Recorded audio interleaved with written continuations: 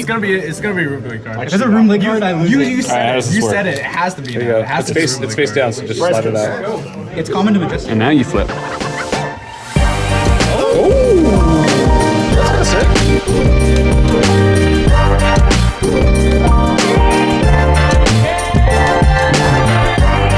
Hello everyone, welcome to the Arcane Games and Events YouTube channel.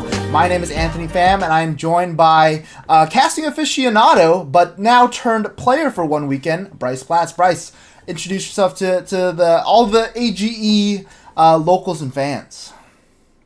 Hi, everybody. I'm Bryce Platz, and I'm really happy to be here with my friend Anthony Pham, talking about a deck that is super near and dear to my heart that I've been working on for many months since he came on the scene in The Hunted. And that's right. I do play this game, believe it or not.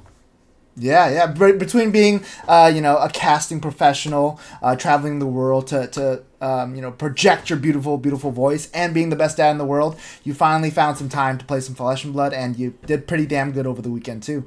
I feel so weird being in this seat, interviewing you, being such a celebrity yourself from the interview standpoint. I feel like you're Morgan Freeman in this scenario, and I'm like the God's voice telling Morgan Freeman what to do. It feels so weird being on this side of the desk. Yeah, anybody comparing me to a celebrity, let alone Morgan Freeman, is a little bit of an overstatement. But I'll take it as my self-esteem boost for the day. Thanks so much for that. I mean, you're already there with the beautiful, beautiful, soothing voice. My two eardrums right here are just being soothed as we speak. As you speak into your mic. I'm sure it's not the new mic or anything that you just got. I'm sure it's just those beautiful vocal cords putting in good work. No, it's all me, baby. But I am going to have to turn down the saturation on my camera because you're making me blush like a schoolgirl, man. And speaking of blush and the color red, we're here to talk about Draconic heroes, more importantly, Fang. Tell us a little bit about Value Town Fang and why you chose Fang as a hero. Yeah, it's a great question because in general, I've always been drawn more toward heroes that, can't block, like don't have the equipment fridge that the warrior class has access to. I really like playing Ranger. Besides that, I like playing Runeblade, which does have a little bit of a fridge in its own right. But by and large, I play decks that want to hold on to every possible card that they can and throw them at their opponent offensively. In this case, Fang is a very different deck, and I don't think I am alone in terms of aggro players or aggro-y control players, shall we say, in the case of Azalea, that have been drawn to Fang. For whatever reason, this is pulling more people to the warrior class than I think we've ever seen before. So consider me just like the most recent victim. I mean, one of my inspirations on Azalea, Levi Rausch, put out a deck tech on Fang. I have to assume for similar reasons. I don't know exactly what it is, but Fang is a really, really cool warrior, and he's pulled me in despite the fact that Grades of Bloodspill and Valiant Dynamos are very expensive cards. Yeah, I feel like the warrior class type has been so narrow for a long time, but now just adding that small little part, Draconic, has changed the entire archetype. I feel like Fang feels like it's like an Axis Dory deck, but it attacks on so many different axes. Like the inclusion of the Draconic card stuff like Oath of Loyalty, Blaze Headlong. It feels like you're almost not even playing warrior. Yeah, and maybe that's a certain aspect maybe that's the part of it that drew me to the deck in the first place. And then once I got there and I realized the power of blocking, of actually having decision points to be made on defense, like it's a drug I could get used to, Anthony. I mean, like being able to block is really tight in this game.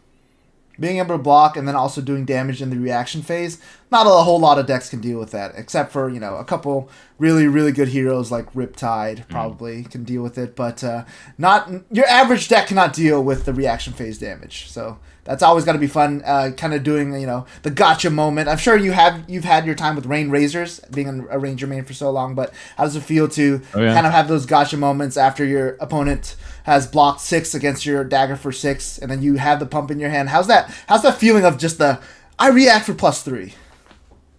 Honestly, it's amazing, but what is even better, and I think something that Fang has speaking of the warrior class, has like particular access to is your opponent blocks 6 and you say, okay, just kidding, the damage is coming on the next dagger. Or, they overblock in another instance and you go, okay, just kidding, I'm going to gain 3 health and then hit you on the next attack instead. So, I think that's what separates him from, say, like classic warrior like Dawnblade Dory. Dawnblade Dory gives a lot of equity to your opponent for knowing how to block her and knowing what cards she actually has access to. Like, there's only so many things that can come when your opponent presents a naked Dawnblade. And there are a lot of situations where you're playing Dawnblade Dory and your opponent says no blocks and you just say, crap. In the case of Fang, like, you don't know what could be in his hand. Like, you could be facing down essentially 6 true damage by saying no blocks if they have a Hunt's End, or you could be facing down a sidestep if you decide to overblock it. So I think that is one of the things that makes Fang really unique, and also very importantly makes him incredibly hard to fatigue. And we can kind of get into that in a little bit.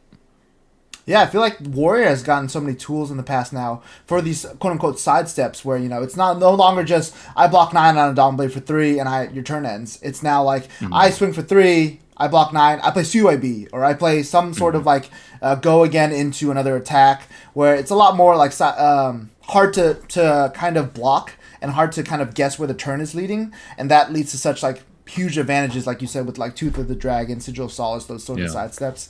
I think that Warrior definitely has a lot more tools as compared to like those times in WTR, Crucible. So let's get right into, I think, the deck the deck list. I think a lot of people are excited to see where your 80 is, what these sidesteps are, what sidesteps you include. I know a lot of people think about in draft. Tooth of the Dragon is like a huge sidestep, but you mentioned like Sigil of Solace and stuff like that. So let's get right into it. Let's start with the equipment, I think, Bryce. Yeah.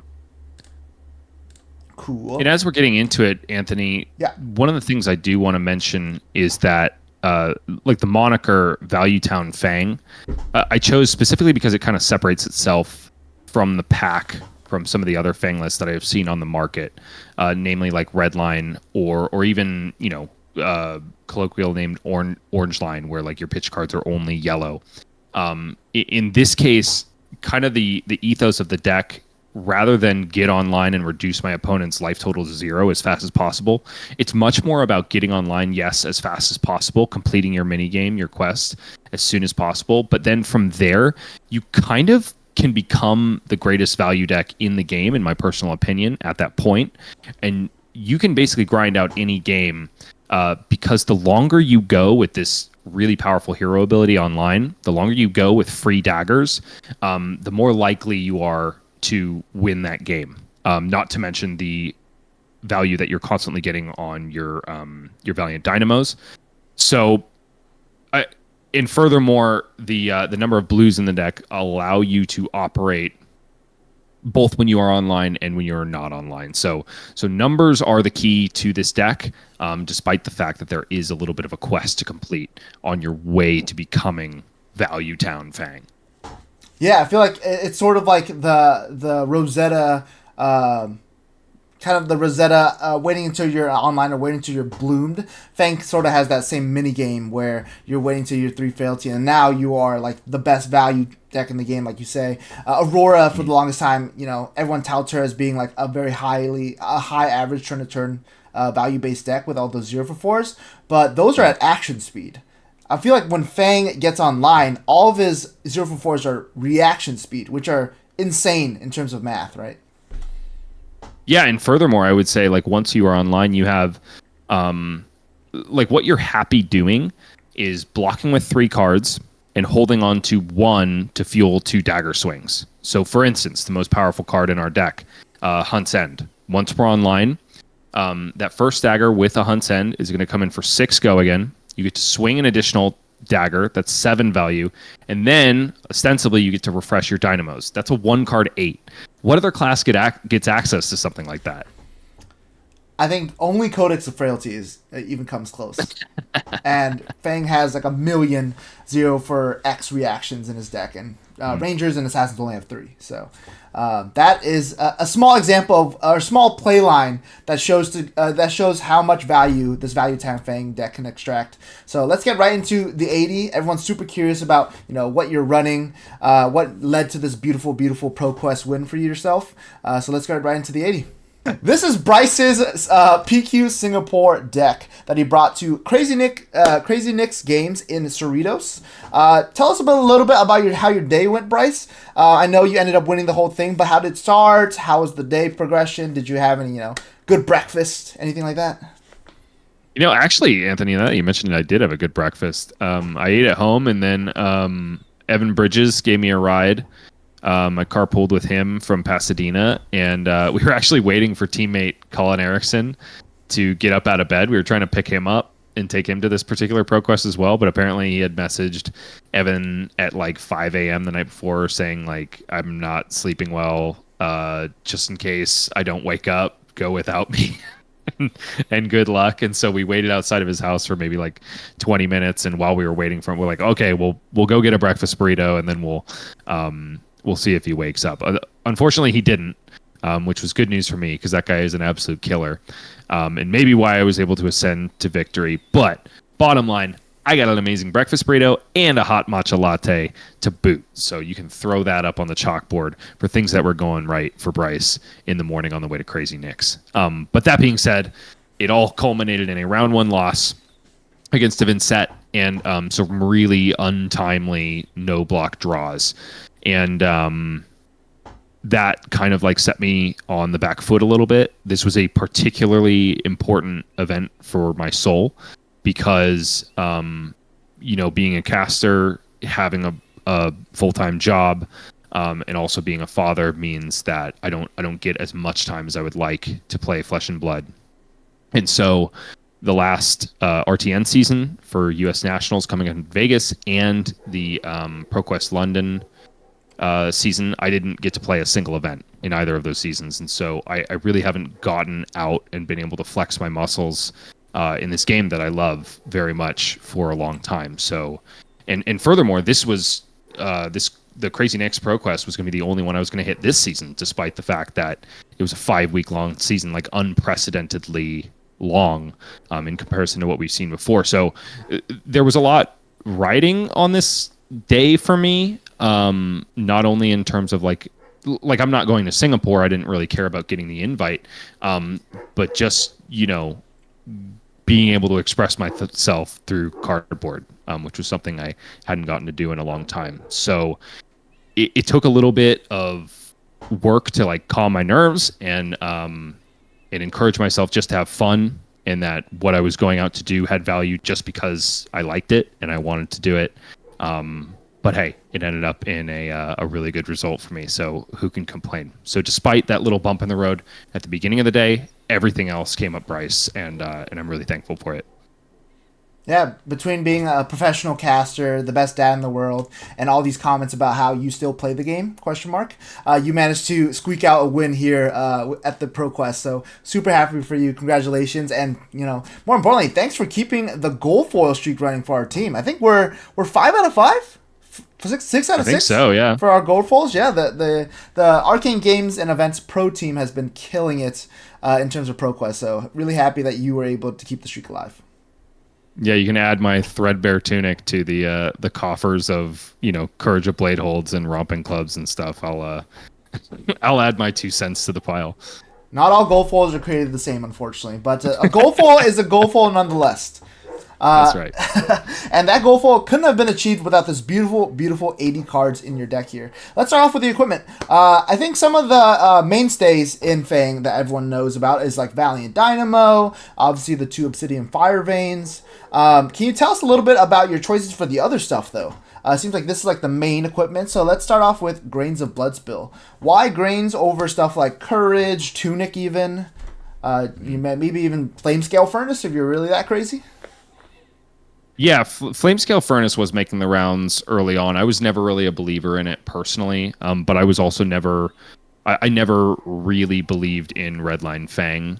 I always kind of thought, and I'm not yucking your yum if that's your thing. I've seen people do very well with it, but for me personally, blues are a must in this deck, and they are a must if you are running this chess piece, Grains of Bloodspill. And Grains of Bloodspill is probably the most important equipment piece in the deck, I guess, except for Valiant Dynamos. Like you can't overstate how valuable the boots are, but.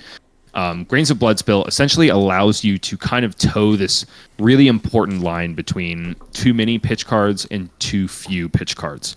I probably run more than most, but I'm sitting at, and despite me running more than most, I'm sitting at 8 blues in the main board, which nobody would say is a lot of blues for any deck, right?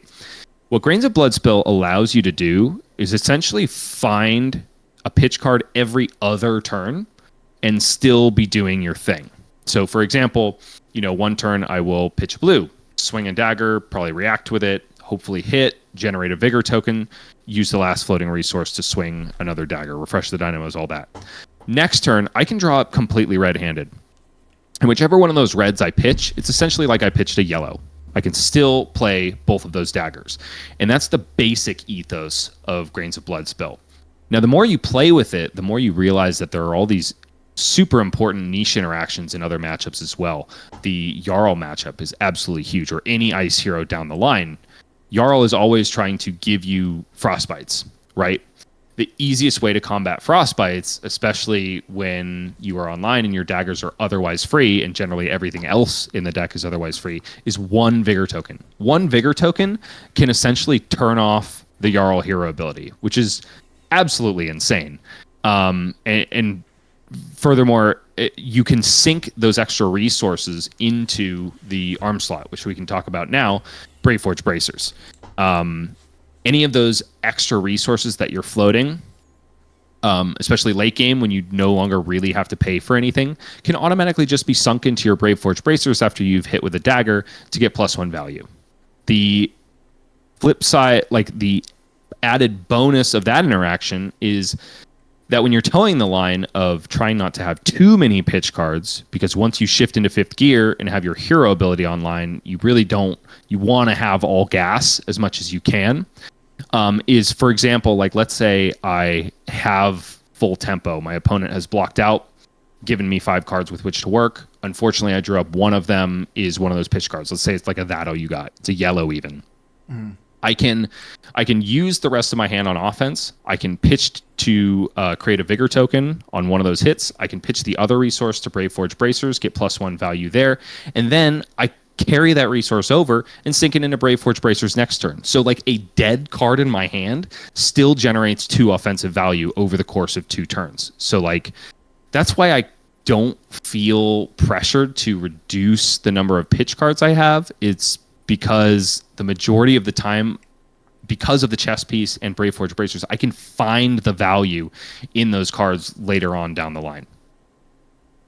Yeah, I feel like I didn't even realize how well they work in tandem. It feels like in this game, the equipment itself is so good into like the hero's ability or helping the hero kind of enact their game plan, but we don't really see a lot of like equipment working in tandem or in harmony with each other. I feel like something comparable is like Crown of Seeds and Rampart, right? Where you can kind of use these resources to kind of enact that sort of fatigue game plan. But this feels almost a little bit different than that even too, where the extra resources you get from Grains can be a sink into Braveforge Bracers. So it's kind of like the symbiotic relationship between these two equipment is something that I didn't even think about. Yeah, it's a match made in heaven, personally. Or for me personally, I think if you're playing Fang, you're playing Grains of Bloodspill, and that's the right choice.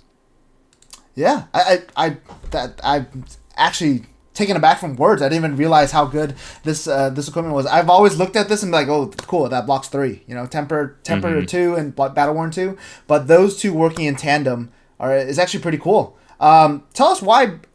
Did you ever consider like Iron Song Versus at all, or is Braveforge Bracers always been kind of like the go-to? So unfortunately, if you want one of these, +1 buff type effects, you are pigeonholed into Braveforge Bracers in Fang, and the reason for that is that Iron Song Versus unfortunately says the word sword on it. Braveforge Bracers just says your next weapon attack this turn will get +1. So that's the limiting factor there. But also, Braveforge Bracers having Battle Worn rather than Temper is incredibly relevant because you can continue to get value on these all game long, and meanwhile you can cover up important breakpoints with impunity. I didn't even notice that. I learn more about the warrior class every day, and every word that comes out of your mouth enlightens me a little bit more on how good this class can be. All right, and then lastly, this the helmet slot. So why Crown of Providence over stuff like Kabuto, Arcanine Skullcap, or even Balance of Justice?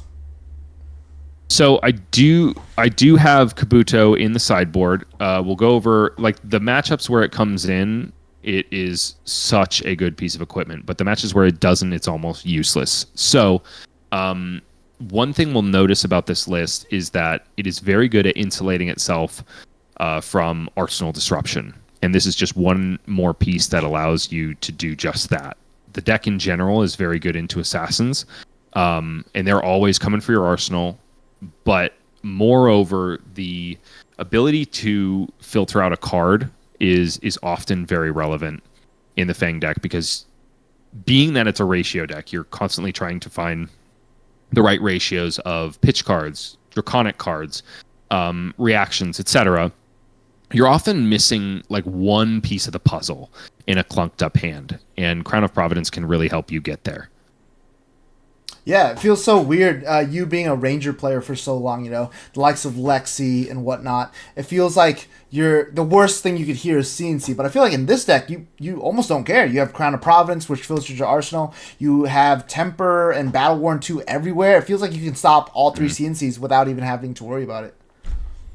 And dude, coming from Ranger, I feel like kind of impervious when I'm playing this deck. I mean, going from where like the best my fridge could possibly do is like if I'm packing Perch Grapplers and I have Blade Break 2 to going, I have like a free 7 block at my disposal, one of which refreshes every single turn. Like seriously, it is like a drug, man. It's going to be hard to quit now that I've started. Yeah, it feels, and not only the equipment too, like the deck and the archetype. I feel like this is such a game where you can trade cards very well, whereas in Lexi or Ranger in specific, you felt like you had to keep everything or you're going to fall behind. So I feel like not only is it a change in equipment, but a change in philosophy of game styles for you too. Mm-hmm. And it's super cool to see you not only succeed on Ranger because you've been killing people forever with Lexi, but now you're taking up this more blocky mid-range type. It's pretty cool. Yeah, I've been having a blast with it so far. Yeah. Let's get right into the sideboard equipment as well. So it looks like you have 3 equipment in the sideboard. You have the Kabuto that you mentioned earlier, and then you have 2 pieces of No Rune. Let's go over Kabuto first. So what matchups are Kabuto coming into? Just off the top of my head, I guess it's really good into the stuff like OTK Bolton, with the sword game plan. But does it have any merit to? I think this deck was really targeting Aurora. Does it have any merit into Aurora at all? Unfortunately not. No, Aurora is not the value proposition for Kabuto. In fact, Null Rune Hood is likely coming in for Aurora so that you can stop those pesky Sigil of Sufferings, which, by the way, it bears mentioning that your Vigor tokens from Grains of Bloodspill are incredible at doing that, mind you. So carrying over a resource and using it on those turns where they play Channel Lightning Valley, Sigil of Suffering, chef's kiss. Gotta love it every time I can do that. But we're talking about Kabuto. And Kabuto comes in, obviously, into Warriors. I mean, who likes to swing weapons better than Warriors? So the Fang mirror, as we'll come to see when we go into matchups, hinges very much on who uses their Kabuto better. And we can get into the depths of that later, but I will just leave that little bacon bit there. Furthermore, I think that the Fang Kasai matchup is heavily Fang favored, and the reason for that is as long as you have Kabuto of Imperial Authority left in your equipment suite, you essentially say that you can't play Blood on Our Hands. Doesn't matter how many copper you have. I mean, unless you have, double the full activation amount, unless you're sitting on 12 and you don't have to pop all of them in order to play the card. It basically says your first Blood on Your Hands turn, I turn it off because they have to pop all of their copper up front. First weapon swing, you just block with the Kabuto, and they're dead in the water for the rest of the turn, and they just wasted one of their biggest power cards. It's huge in that matchup. It is also very good into Brutes that want to play Blood Rush Bellows into you. Less so KO, but Levia and Rhinar who are on the double claw plan. It's a very big card into them.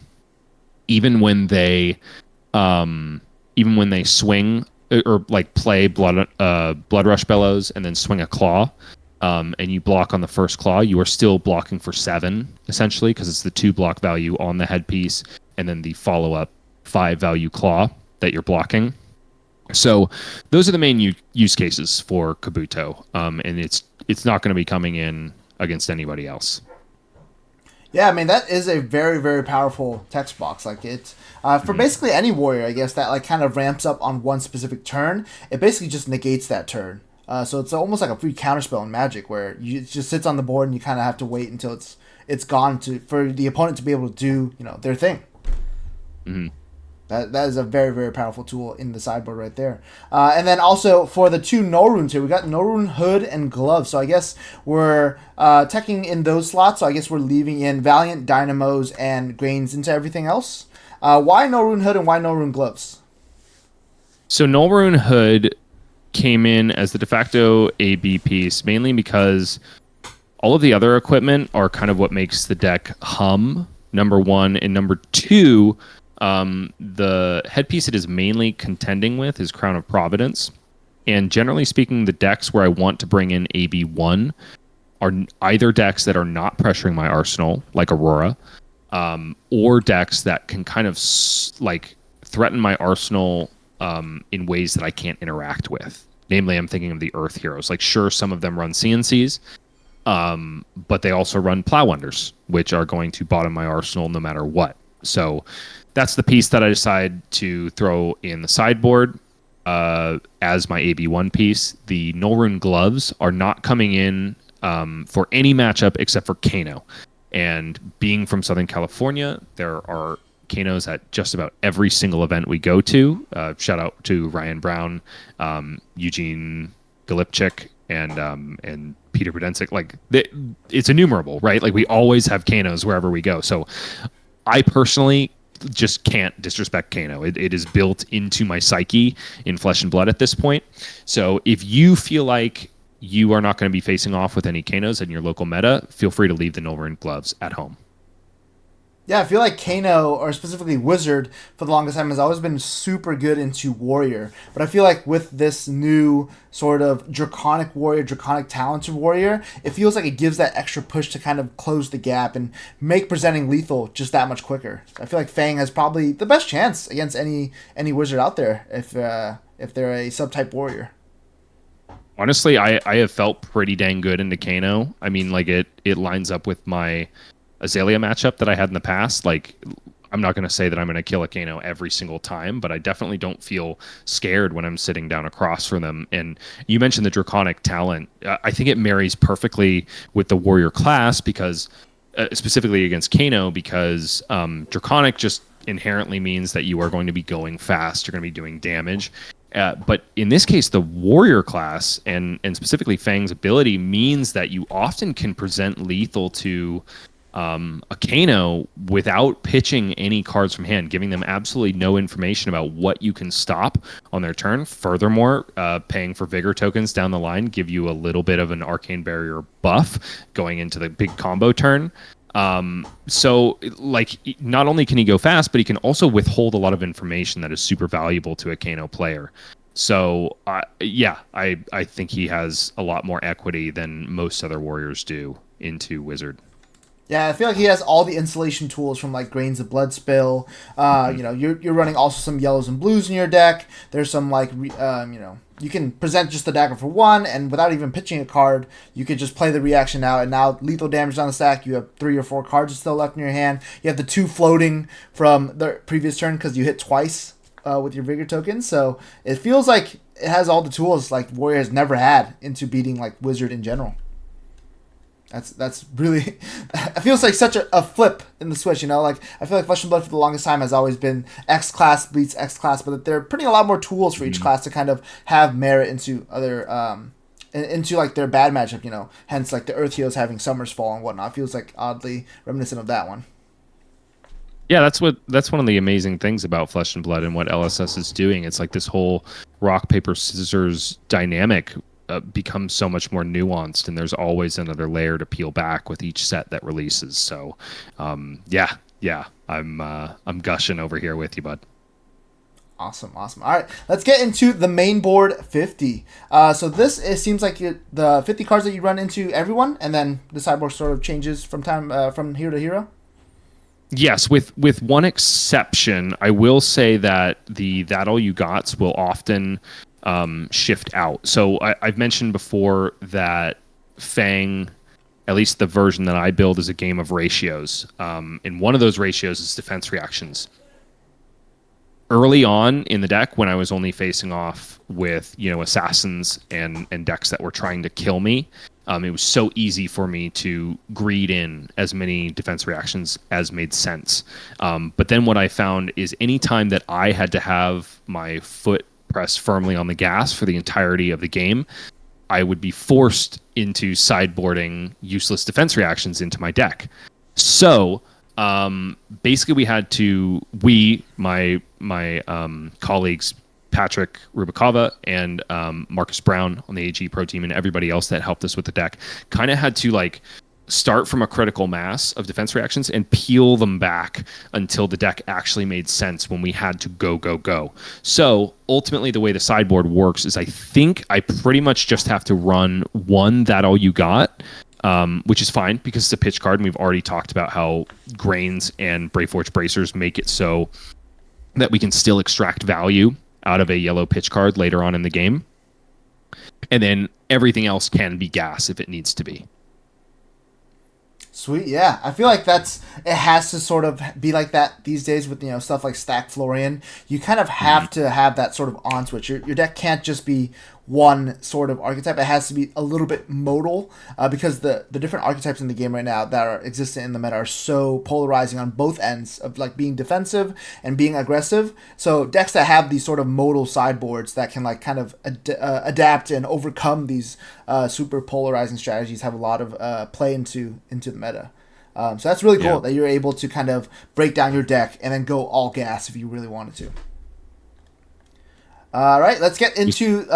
Sorry, did you want to say something real quick? I was just gonna say it's basically it was one of the necessities of the deck building puzzle and what made it so fun to build ultimately. So while I may gripe about the Scepter Florian matchup later, I am thankful for it as a as a guardrail for the deck because it does make it so you can't just go de-react, attack react .deck, which I think would be much more boring and wouldn't have captivated me nearly as much. All right, so awesome. Getting into the 50 here. So I feel like I'm the perfect person to kind of interview you here for the 50 cards that you have in your main board. I feel like I have absolutely nothing about Warrior, so I think I'm the perfect person to kind of educate myself as well as the viewers on what this deck is capable of.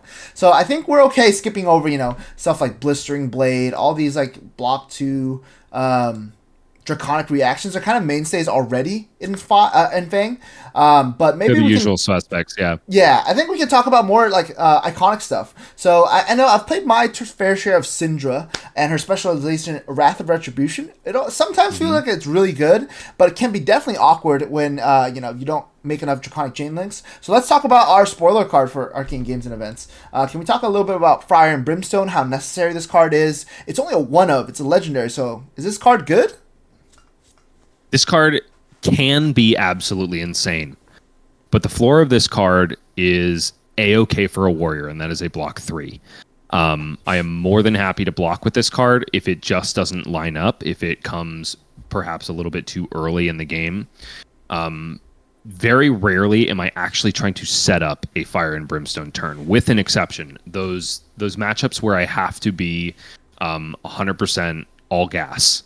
Where they are the blocker, I am the aggressor. In those cases, I will very much try to set this up in Arsenal and get the godlike attack with it. And honestly, it's not all that uncommon. I really don't want to disparage this card, even though I often throw it away to blocks. The turns where you can unlock it are absolutely insane. and they're so much fun to play, and they do exactly what is depicted on the art, where you basically just become a lava infused Beyblade and swing daggers over and over and over again. So it's really amazing. I think the best use case in general for Fire and Brimstone is when you can play it for free. Obviously, that's the case for most cards. But the cases where I'm looking to like the signposts of a really good Fire and Brimstone turn are ones where it is paired with an Oath of Loyalty, ones where I have maybe that plus plenty of attack reactions to boot, ones where I have more than 3 fealty, so I'm more than happy to burn them in order to do extra side steps, or for example, like make a Blade Flurry Draconic and generate as many action points as possible. Just because, though, you can't get 4 dagger swings out of this card does not mean it is bad to resolve. Sometimes I just have to use it, by itself with an Oath of Loyalty in order to refresh my dynamos, or try to force through a mark and get my last fealty. It is okay to do that, and you should be willing to do that. I would say do not ever hunt the dream. Just look, kind of allow it to line up for you, or block with this card. Yeah, I think we spoke earlier on like sidestepping too. I feel like this card is actually a sidestep on the second chain link, where usually your sidestep comes on the first chain link where you play your first dagger or swing your first dagger, then you sidestep and then big dagger next turn. But I feel like this one actually has a lot of merit doing the second one being the, usually is the chain ender where you do a lot of damage, so people might overblock, and you can play Fire and Brimstone, pump it to like 2, 3, whatever it may be, and then you swing again because you can attack one more time, and then you can front load that third dagger, or you can pump all your damage into the third dagger, right? You can attack 2 more times, my guy. 2 more times after you swing them. Yep. Oh yeah, because so it gives each dagger an additional swing. So you bring up a good point. Even though I said that this deck is best paired with like a draconic attack to lead off with Go Again, like Oath of Loyalty, it is also perfectly acceptable to just play it on the second chain link for that reason that you were talking about. It is just another sidestep, and also like by doing so, by playing it one turn later. Not one turn later, one chain link later.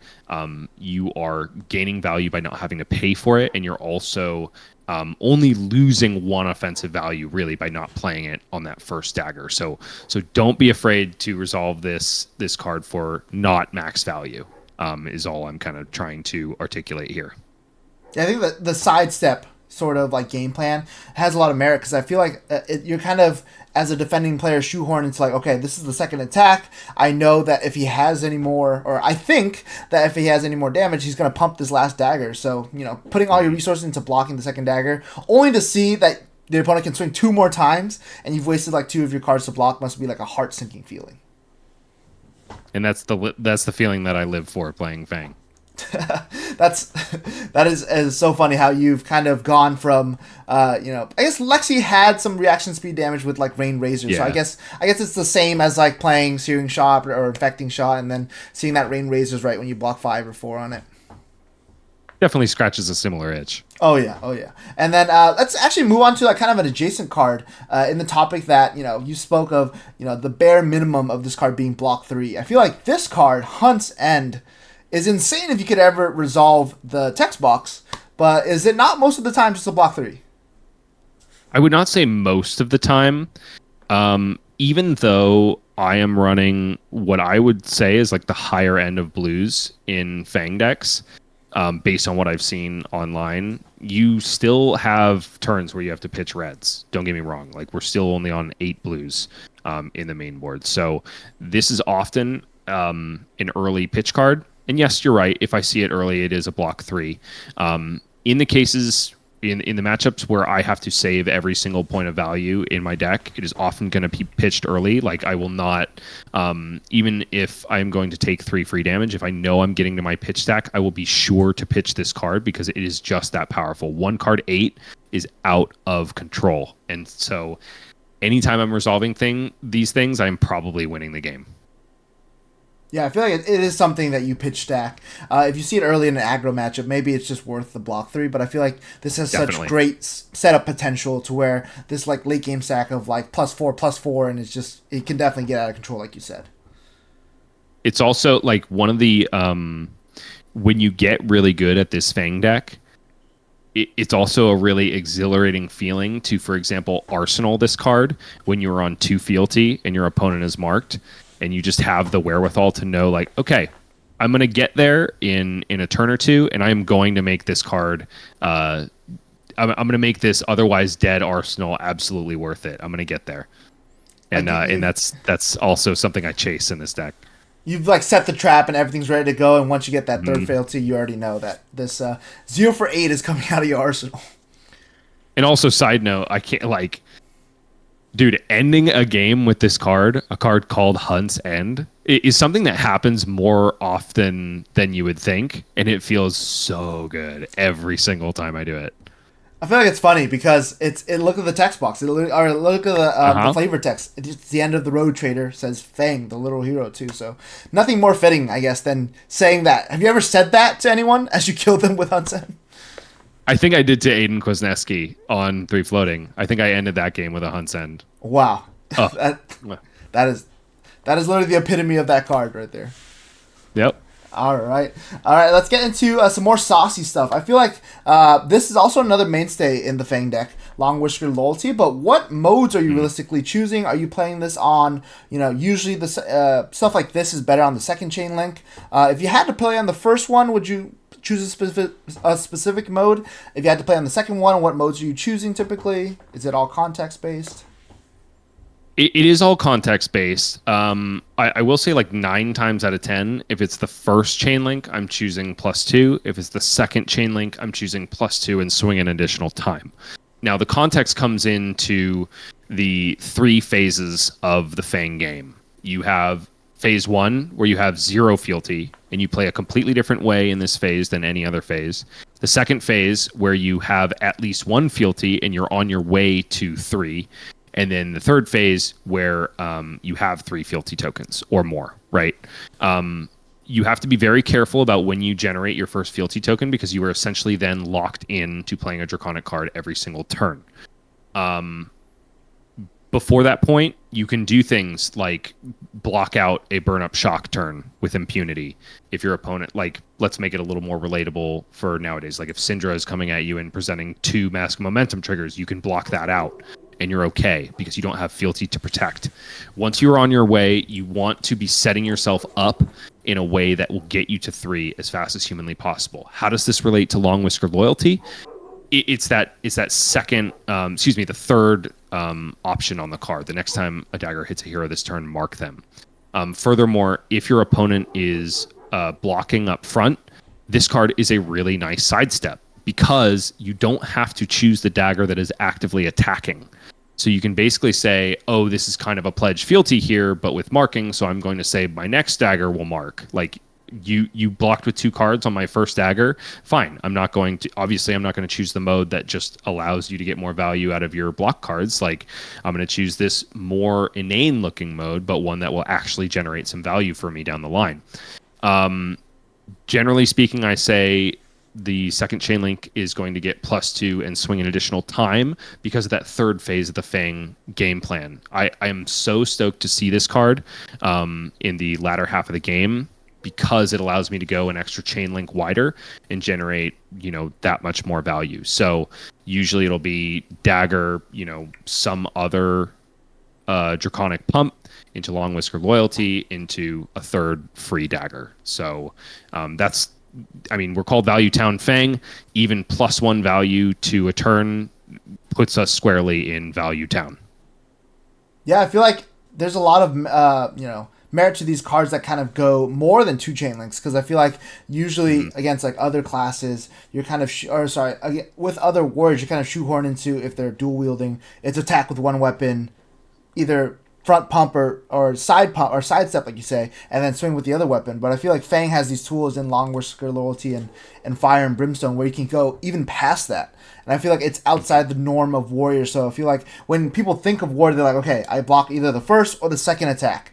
But in Fang, you can go, sidestep, attack with a big attack on the third one. So I feel like that's out of the norm, and it might cause people to misplay or miscalculate their blocks against you. Yeah, you want to use your cards in a way that kind of sends a message to your opponent that you're never going to get it right. And as long the more you play the Fang deck, the more those opportunities will open themselves to you. Yeah, there's a lot of sidesteps. I think this Value Town Fang might be. You might have to rename this to sidestep Fang. I guess is a cool moniker as well. But we'll stick with Value Town for now. Do you think Fang's favorite drink is a sidecar? Is that what you're trying to say? I might have implied that just for now, but we'll never know until we ask the man himself. We'll get in touch with the lore writers. Let's get into the next start. So Oath of Loyalty, bringing up now the attacks in the deck. So you're running Oath of Loyalty and for the Jokai, some 0-for-4s. I notice you also have Blaze Headlong in your sideboard. What's the theory behind all these attacks? So the amazing thing about all of these attacks, the thing they have in common is that they are all draconic. One of the things that is incredibly valuable to Fang are one-card draconic plays, which once you are online, once you're in the third phase of the Fang game plan, that can be any one of your draconic reactions. Or if you are above 3 fealty, that can be just any reaction or instant in general. But when you are in that second phase where you are on your way to becoming online, these attacks can be so good. And extra special bonus to Oath of Loyalty, and Blaze Headlong, they can also be chain starters, which means that all of the really important second modes on all of these draconic attack reactions can be turned on by these cards coming before them.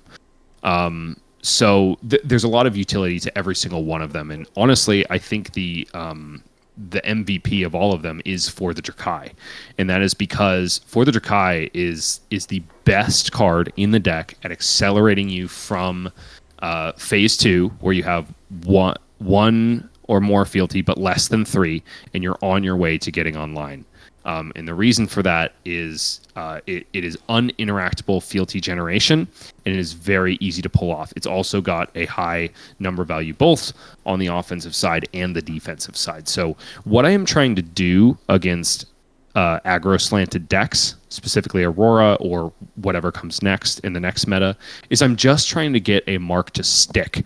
And then ideally, I just find 1 or 2 copies of this card, and I'm going to be online and also still blocking early on in the game when I need to be. So For the Jokai, and for that matter, also in decks that want to block you out, this is one of your key ways that you will get online, besides obviously like Pledge Fealty, which is straight up uninteractable because you don't even have to mark them. Yeah, I feel like the Draconic talent really shows itself here in this part of the deck building, where usually Warriors kind of all like pumps or reaction speed pumps to their weapons, whereas Fang is able to incorporate all these really above rate 0-for-4 like Draconic attacks and kind of weave that seamlessly into his game plan, because the deck kind of cares about Draconic chain links. So these count as chain links because you start the chain with them, or you can end the chain with them for the Jokai as well, and you can kind of extend the turns and buff cards like Fire and Brimstone, Long Whisker Loyalty, get so many benefits. That is a really good play. Like, just start off with Oath of Loyalty, and then that's your starter for the turn, and then you can go into stuff like, giving your Long Whisker Loyalty that third sort of attack, if you will, because you control, I think, 3. Oh my God! How often do you turn on all three modes? On the ProQuest day, I want to say it was like 2 or 3 times. It happens pretty consistently. I feel like it feels almost like when you hit with a new Mistblade, and you can essentially turn on all 3 modes of Levels of Enlightenment. Yeah. Does it feel that sort of high that you get from choosing all 3 modes of the card? It's not that powerful, okay, but it does feel really good. I mean, like if you're doing all 3 modes on the Long Whisker Loyalty, you're already having an amazing turn. But like ultimately, what you're really gonna buy for your troubles is like maybe an extra fealty token. Best case scenario, your opponent blocks out the last dagger and remains marked, but usually that last dagger is only coming in for 1, so likelihood of that is low. So like honestly, it's just kind of like it's like personal satisfaction that you get for all three modes rather than like a massive advantage in the game. Yeah. Yeah, but maybe not levels of enlightenment level, but levels of happiness, I guess, is up from playing all three modes. I would say it's three modes of levels of happiness. That's for sure. Speaking of, really, really good cards like Levels of Enlightenment, this card, Tao Tao has kind of done this sort of dagger Arachne deck, and everyone kind of attributes the success to cards like this, where it's a 0-for-4 pump on a dagger, it's a block 3, it replaces itself if you're able to hit with a dagger. How good is this in Fang? It's probably insane in Arachne, but I can only assume that it's equally insane in Fang, right? I wouldn't say that is equally insane in Fang, and the reason for that is their daggers mark on hit no matter what. They also have access to flick knives and retrieve effects. So, and they also have access to not Flick of Death. It feels like Flick of Death a lot of time, but Kiss of Death. All of which count as hits, whether they're flicked or whether they actually just connect with you the old-fashioned way. In Fang, oftentimes you will find you have to toe this tricky line of figuring out how to mark your opponent and like setting this card up. And for that reason, I think if you are playing Savor Bloodshed, which I think you should, don't get me wrong, because it is still a 0-for-4, and when you are turned on, I tend to attribute the value of the dagger to the card itself. So in that case, it's a 0-for-5. The way you kind of circumvent this is by diligently making sure that you are always, like, if you are going to mark your opponent, mark them so that they remain marked going into your next turn. Always, like, for example, if I am going to, like, let's say, for example, I'm in the third phase of the game, the Fang game plan, and the hand I have to work with is Affirm Loyalty and Searing Gaze. Once I already have my 3 fealty tokens, I'm probably not going to worry about that uninteractable fealty generation. Instead, I'm going to use Affirm Loyalty on the first dagger. I'm going to go for Searing Gaze on the second dagger. And the reason being is because if I still have Savor Bloodsheds left in my deck, I want to be able to present that on the first dagger of the chain, because it says the next dagger that hits a marked hero, so I want to give myself as many chances to get value off of that draw. Pretty self-explanatory when you think about it, but I think that is one of the greatest ways that you can add to your Fang game plan and like really improve the way in which you play the deck. Is always marking your opponent at the end of your turn rather than first thing you do. Don't chase the fealties. Chase like going into your next turn with your opponent marked. Yeah, it's almost kind of like a setup turn. Like I do it a lot in Aurora where I draw Arc Lightning, but I feel like the turn isn't good enough to play Arc Lightning, where my Tunic's on like 2 and stuff. So I know for sure next turn I have the Tunic on 3. I'm probably going to draw a better hand. So I'm saving this sort of like resource for later. Even though it's a good card to play any time in the game, you're kind of banking on it to kind of get its full potential, right? Mm-hmm. Yeah, exactly right. And I think in general, Flesh and Blood is kind of a game of being able to take care of your future self in a sense. So like I just had, when I was playing this deck early on, I had a lot of instances where I would like randomly draw into Savor Bloodshed and kind of be like, oh. But once I started changing my mentality about when I mark my opponent, oftentimes it's quite the opposite. Like, because I'm always going for the mark at the end of the turn, usually when I draw up the Savor of Bloodshed, I'm like, sick, this is going to be an insane turn, no blocks, you know what I mean? So it's just kind of just shifting your overall game plan to fit the needs of your power cards. Yeah, and I mean, it is funny to hear that Savor Bloodshed isn't crazy, because I feel like every time I look at this card, I'm like, how was this card printed? Same with like Tarantula Thompson. But it's kind of cool that a card like this can be very unassuming when you just play out your hands, but it kind of gains that sort of value when you're able to set up for it. And what card better to set up for it than 6 cards that say on hit mark you? Why are you playing 6 copies of a common? Yeah, so Scar Tissue, it was a mainstay in the Hunted Limited. It's incredibly good in Fang. It's one of those cards like For the Drakai that is going to help you get online super early. One of the better, I know it sounds lame, but one of the better early turn plays you can do is like pitch a card with a dagger after blocking a lot. Just say Scar Tissue, mark your opponent, move to end. And the reason for that is like you have cards like For the Drakai that benefit.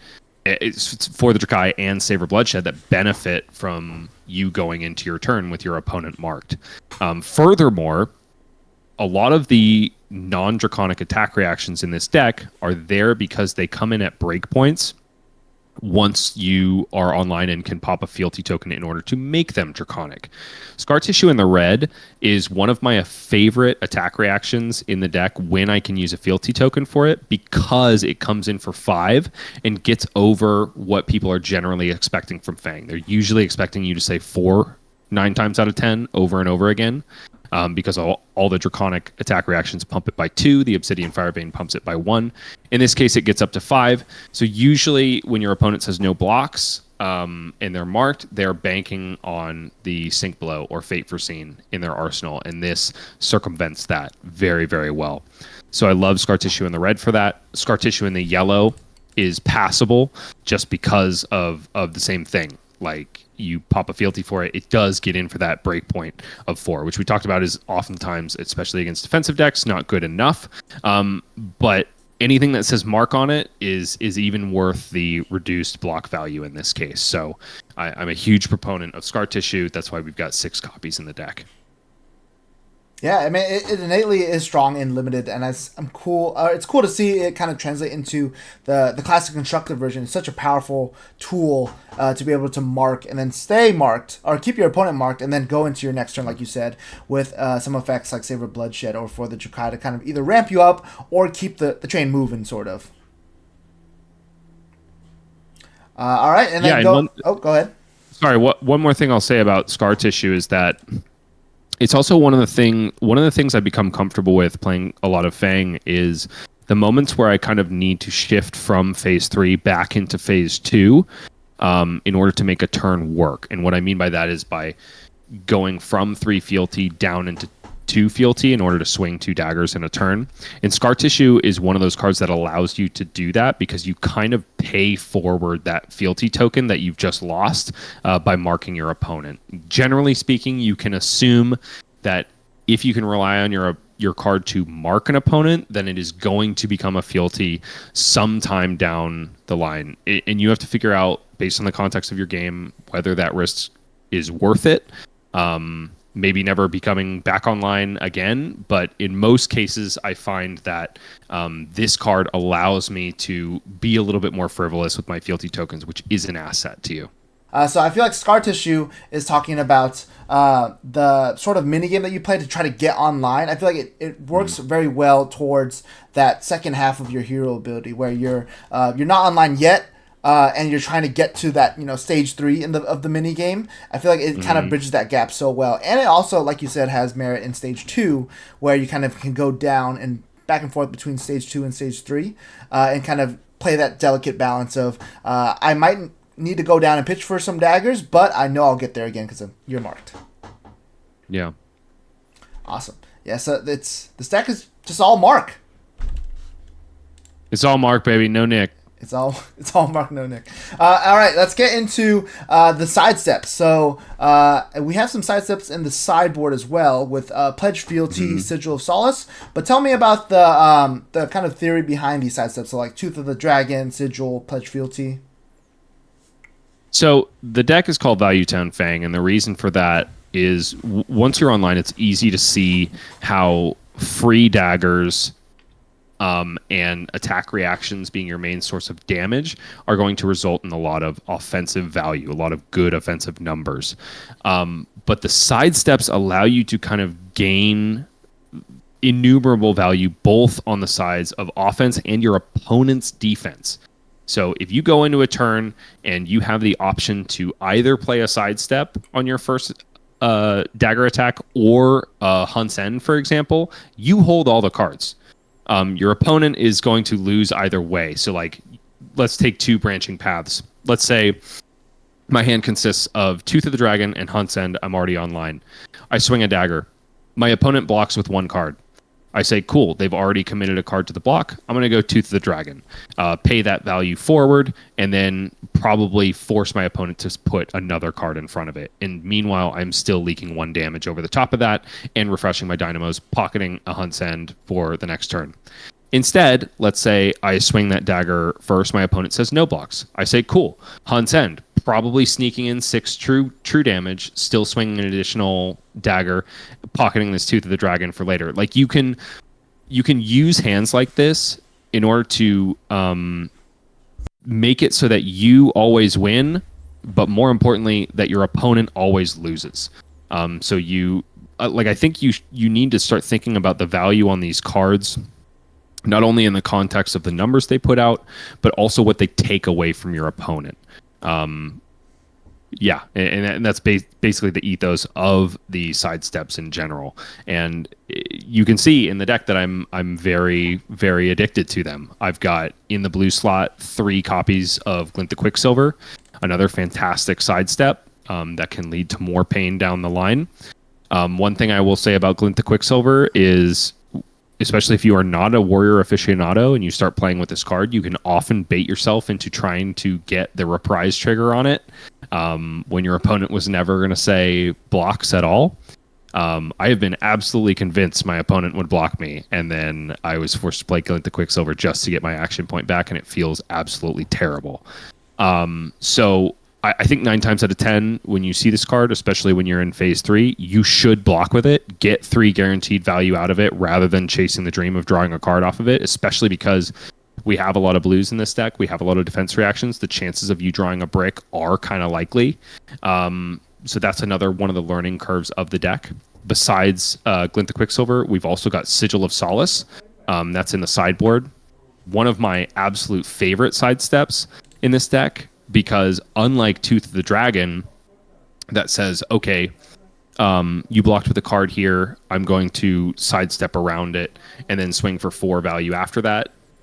This is just like guaranteed value. Sure, it's not going to your opponent's life total, it's going into yours instead. But if say they block with a card for 3, you are robbing your opponent of 3, kind of one value, because your dagger gets up to 2, and then you are injecting 3 value into yourself and then swinging another dagger.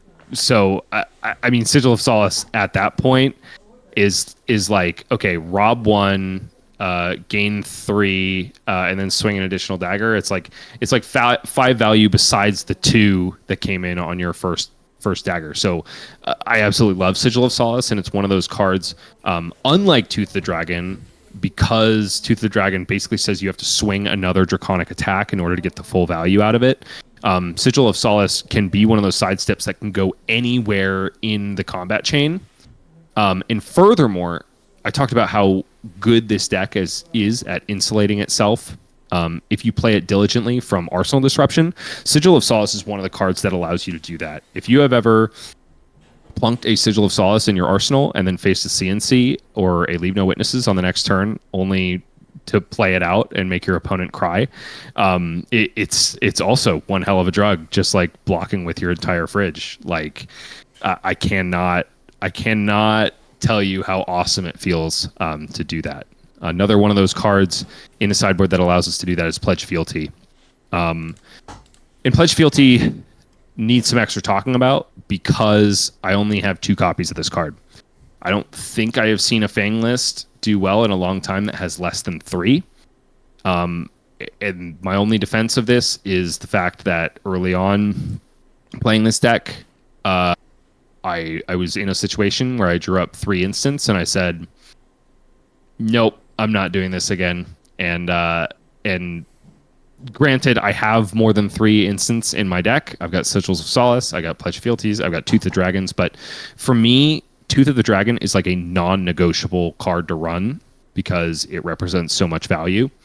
Pledge Fealty, when you're in phase 3 of the game, feels so bad. It can really be detrimental, especially when you have full tempo and your opponent simply doesn't want to block you. So I am down to 2 copies because in my experience that has made it so I never see 2 in the same hand. and that is something I can live with. If I see one of these early, I'm stoked. I've also had games a lot of the time where I just don't see it until the latter half of the game, and I'm still able to get online and I'm still able to do my thing. So I don't feel like it is something that is so essential to the deck that I need to have 3. And so I have been on 2 for a very long time, and I'm going to be a huge proponent of it basically until I'm no longer playing Fang. And maybe that's a personal thing, but that's the way I'm going about it. Yeah, I feel like you speak so much about how these cards have merits in all stages of the game. Pledge Fealty definitely has no merit being a stage 3 part of the game, when it's most important that you're keeping this tempo. So I feel like having 2 is not too bad, but it kind of is necessary to be there in those sort of matchups where you kind of need to get online super fast. It's insane in stage 0 or stage 1 and stage 2 where that it has merit to be in the deck, but it definitely has some drawback draw on this, and another 2 of these when you're already turned on has to be some of the worst hands ever, because you can't even block with it to convert with it. Yeah, the one thing I will say is that it's another one of those cards that is really cool to plunk in your arsenal and wait for arsenal disruption. And it still does allow you to do the basic Fang game plan once you're in phase 3, where you are so happy to just let your opponent do their thing, block with 3 cards, and then send a dagger with 1 draconic reaction or instant, refresh your dynamos, move on to their turn. The more turns you do that, the more games you're winning. And when you're doing that, Pledge Fealty is still a 0 for 4, because first dagger comes in, you play Pledge Fealty, it goes up 2, second dagger for 1, refresh your dynamos, pass. That's still okay. That is still like a good rated card. And furthermore, it's one of those sidesteps that gains extra value if your opponent decides to block it. If your opponent blocks it, you can add another value on top of it if they're blocking for 3. So,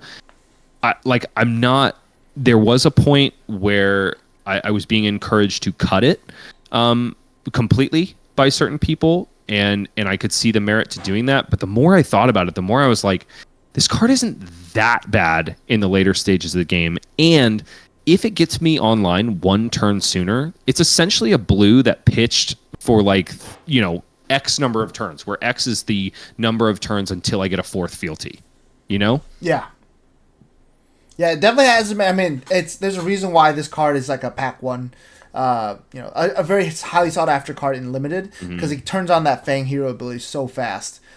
So it being like you showing me the math, kind of, I understand now that it can be a very good or a decent stage 3 card, but obviously there's so much more better stage 3 cards.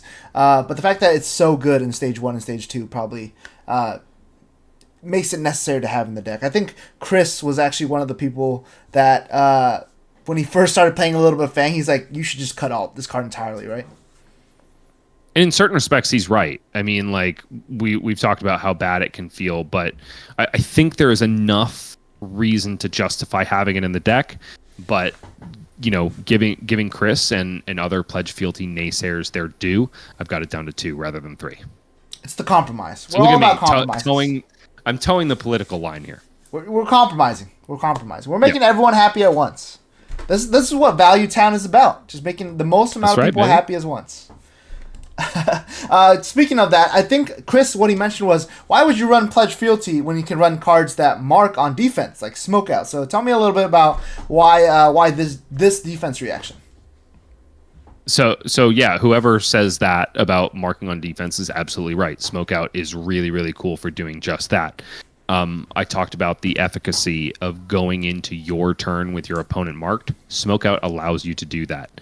That being said, that defense reaction ratio that we were talking about earlier, it is very easy to reach it, and you don't know how bad it is until, like I said, you go into a matchup where you have to have your pedal firmly pressed on the gas, and you still have to run 3 smokeouts or 3 shelter from the storm or something like that, and the cards are so dead in your hand. I would rather have a Pledge Fealty in that case a lot of the time than a shelter from the storm. So that's why Smokeout is only at 2, because I tend to value the Sink Belows and the Shelter from the Storms higher. That being said, this is a deck that is from the time where Aurora is in the meta, and you have to be able to block out Burn Up Shock turns, Channel Lightning Valley turns when they come up. And the way you do that is with 0 for 4 defense reactions. Now that she is gone, it's possible that the numbers of this card go up a little bit and help you enact your game plan faster. The other thing I will say is that it is a red block 3, which is the majority of the cards in your deck. I care about having a lot of block 3s in this warrior deck.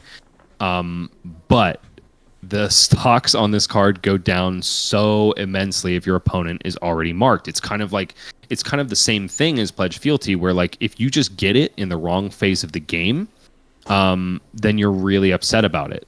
I find that if I have 2 ofs in the deck, I can depend on never seeing that card in multiples for the most part. Obviously, there's a chance because there's 2 of them in the deck. But usually what that allows me to do is like, you know, wait for the opportune time to play the card when it will get the most value.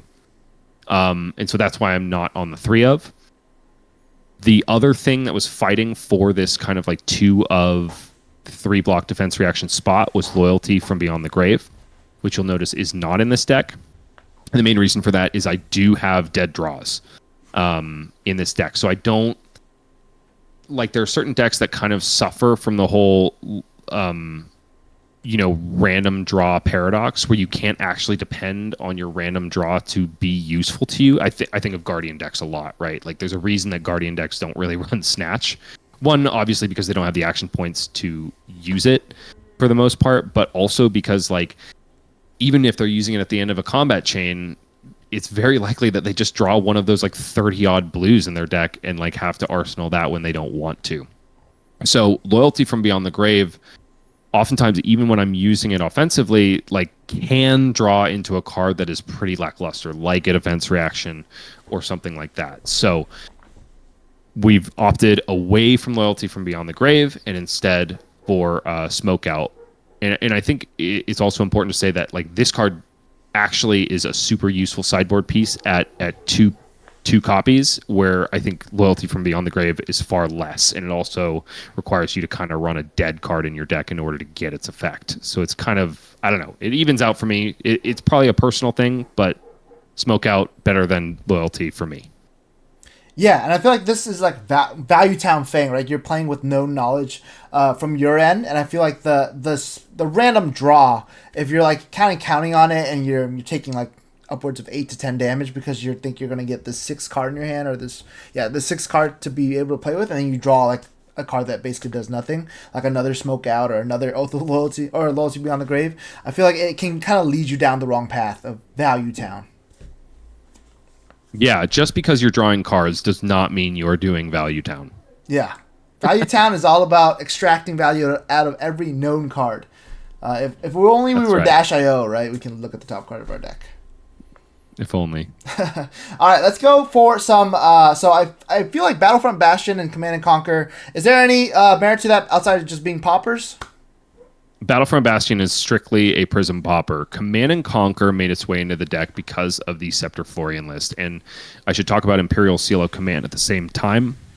Both of those cards are there to kind of punish the massive stack of Rootbound Carapace and other 0-for-4 defense reactions that Florian has at his disposal and is piloting right now. You have to find ways to break through when you can, and usually if you can get one good turn after you've established an Imperial Seal of Command, you can sometimes put them so on the back foot that you can kind of run away with the game. When I first started trying this tech, I was running 3 CNCs and Imperial Seal of Command, and that clunked the deck like nobody's business. I had some of the worst Fang turns I have ever had in my life against Evan Bridges. And you were bricked up with the boys. I was bricked up with the boys, and not only that, I was facing Evan, who was basically like snorting at me every time I had a bad turn. Moreover, if you want to make a 1-card play in Command and Conquer, and you are in phase 2 or 3 of the Fang game plan, then you're going to have to pop a fealty just to send a Command and Conquer and keep your fealty around, which is not where you want to be. So I found that with the 1 of Command and Conquer, I'm almost always happy to see it when it comes around. I'm guaranteed not to see it in multiples, and so I can usually make it work. The times I am happiest to see it are probably phase 1 of the Fang game plan, specifically against Scepter Florian, because I can kind of, rather than be bricked up myself, I can brick up their defense reactions. And then the Imperial Seal of Command is kind of there to like bring the game home. Yeah, I think a lot of people have been running Imperial Seal of Command just to counteract like the defense reaction pile of stack flooring with Rootbound Carapace, Sink Below, Shelter, Favor Scene, and all that. Usually the text box for that second part isn't even online, but since you're a royal hero, you actually get that second text box of the next time you hit a hero this turn, destroy all cards in their arsenal. Have you gotten anyone with that text box yet, or that excerpt yet? Absolutely. Scepter Florians for sure. Because unlike CNC, which I think is at its best in Fang, when you say like swing a dagger, play a draconic attack reaction, and then swing CNC, ostensibly because you pitched a blue and the resources work out that way, you can pop Imperial Seal of Command at the beginning of the turn, so you don't give your opponent the option to do the smart thing and block with the defense reaction from Arsenal on that first chain link. So basically it's like, especially in Fang, with the amount of attack reactions and sidesteps he has, when you pop this thing and you are sitting on a 4 or 5 card hand, you're basically saying, I'm getting your arsenal, and there's nothing you can do about it. It's pretty cool that Imperial Seal Command, although it has a lot of merit in generic decks, it works so well in both Fang and Syndra, because Syndra can just flick her knife, and this will destroy the arsenal. It's really cool that both heroes can activate it so well. Really, really good like lore piece, I guess. Yeah, and ironically, it is generic, though, so you have to be very careful about playing it when you are trying to keep your fealty around. Popping a a fealty just to play Imperial Seal Command is kind of fitting. Kind of fitting. It's kind of like stamping the scroll of approval, making it draconic, you know? Yeah, we're dealing with the bureaucracy of Volcor is ultimately what we're doing. True. All right, getting into, I guess, the last card I wanted to point out. The last card in your sideboard that I really wanted to talk about. Does this card say, I will never lose to Tao Tao? Or what is this for? You're talking about Hunt to the Ends of Wraith, baby. And honestly, no, it is not Arachne-specific tech. Although you better believe it's coming in against Arachne, any hero named Arachne. Hunt to the Ends of Wraith is another one of those payoff cards for kind of enacting what I think is high-level Fang gameplay, where you are marking your opponent going into your turn. It's also it's a 4th copy of a Draconic starter with Go Again that does have some upside. Can be a 0 for 4, and then it kind of can lead to uninteractable fealty generation in the form of Affirm Loyalty, or extra chances to mark with Searing Gaze, that kind of thing. Right after Zen and Enigma LL'd, it freed up a lot of sideboard slots. Mainly, it allowed me to drop my Jagged Edges, and this was one of the cards that I had my eye on coming back into. A lot of Fang decks will run these regardless, like 3 copies of it. I'm pretty happy with the 1. I did bring in 3 right after Enigma LL'd, and I sent it for 2 too many times, and so I said, you know what? It's another one of those instances where I know I can deal with 1. I can deal with sending 2 Go Again once in a game. I cannot deal with it 3 times, So it's a similar kind of reaction that I've had to running 3 Pledge Fealties or running 3 CNCs. Like I think that's what has kind of distilled all of this down into the 1s and 2-ofs. It's basically just pain that I've had during armories. I feel like that's so funny because I feel like you're basically learning the warrior class and the draconic class as you go here, and your deck building is kind of reflecting on it. It's just like you're playing all these cards like, I'm slam 3 in there, why not? And then you're like, I don't like 3, maybe try 2. It's like, don't like 2 either, I'll go down to 1, and it's just working out for you. It's pretty cool to kind of see your thought process move along in terms of like what cards are 1-ofs, what cards are 2-ofs, what cards are slam dunk 3s. Yeah, and it's been a really fun journey, honestly. Fang is probably the first deck since Lexi that really encouraged me to go down this rabbit hole. My time is super valuable to me outside of the game of Flesh and Blood, and so it takes a lot to draw me in. And this is the first hero that I've like really wanted to put in the work for. Maybe besides Levia for Pro Tour Los Angeles. I did do a lot of work on her as well. I remember those days. You and Evan just slamming each other with KO versus Levia. That was possibly some of the funniest games I've ever watched. They're pretty good. Honestly, Anthony, I thought you were going to be hovering over that energy potion before you clicked Hunt to the Ends of Rain. Oh, wow. Maybe I just skipped over it because it was a blue card, and I was just like, ignore it. It's Draconic Hero. I assume the energy potion for... energy potion outside of is y'all? it did end up, so it started out as a 1-card tech for Jarl, and it is incredibly good for that. And it came in... It showed its stripes in the Jarl matchup that I played in quarterfinals at this ProQuest. But it also is really solid, I think, into the Scepter Florian matchup.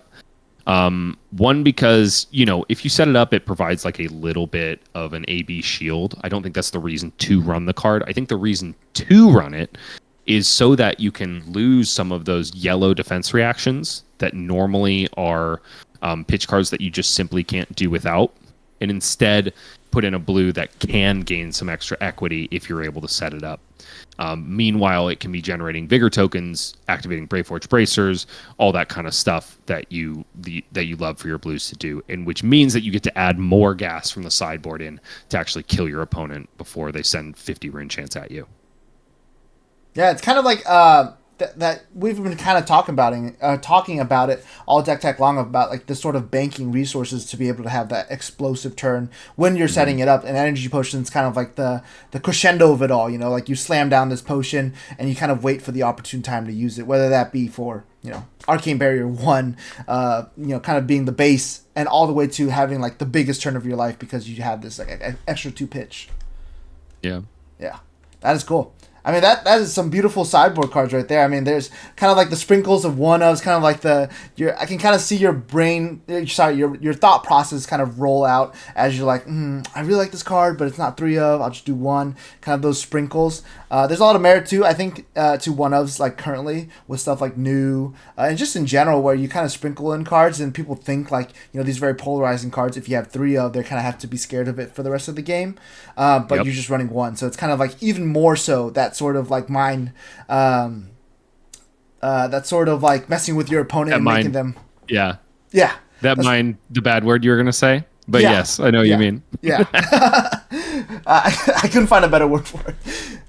Sweet. And then going into the maybe piles real quick. So these are the kind of like the cards that you thought were just close enough to get in there. Was there anything from this pile, this beautiful assortment of trash, I guess, that you possibly think could come into the meta now that it's kind of like Aurora's retired? Or is there any like cards that aren't on here as well? Yeah, so I think the main thought process behind the 19 maybe cards that I put here are on looking towards the future. And what does it mean now that Aurora is gone? The cards I'm looking to cut are some of those 0-4 defense reactions. Especially if things slow down like everybody is saying they are, I'm going to want more gas in the deck. So in that respect, I'm looking at cards like Cut from the Same Cloth, Diced, Endear Devotion, more uninteractable fealty generation, even if it comes at a premium of a 1 cost, I think is going to be beneficial. That's probably one of those cards that if it comes in is probably going to end up being a 2 or a 1 of, just because, I'm probably going to hate myself at certain points where I have to block 2 with it. Yeah. It's basically the same story I've been telling over and over again. I'm also definitely looking at, like, for the Emperor and for the Realm, more effects that are like for the Trakai. I just absolutely love that card so much, specifically in the way that I'm geared to playing Fang, that having more copies of this effect I think would be really beneficial to going as quickly as possible from stage 2 of the fealty generation game plan to stage 3, where I'm actually in Value Town. The other ones I want to look at are, like, a lot of these are kind of just playful, fun things. Like Route. I think a 1-of copy of Route could be really hilarious to have. But if a 1 cost is a premium, then a 2 cost almost feels unattainable in a lot of ways, especially before you're online. So that one, I don't know, that one might be too cute for school. You have an energy potion in the sideboard. That's true. Maybe the energy potion is Always okay. All right, we're cooking, Anthony. Yeah. But bottom line, I could see that one kind of coming in and then quickly getting out. I think the ones that have the highest chance of actually making it into the deck are the ones I've previously mentioned. Warmonger's Diplomacy, because Azalea and I could see Azalea and Vincent being really big in this newfangled meta, especially with the uncertainty of the ban list coming out.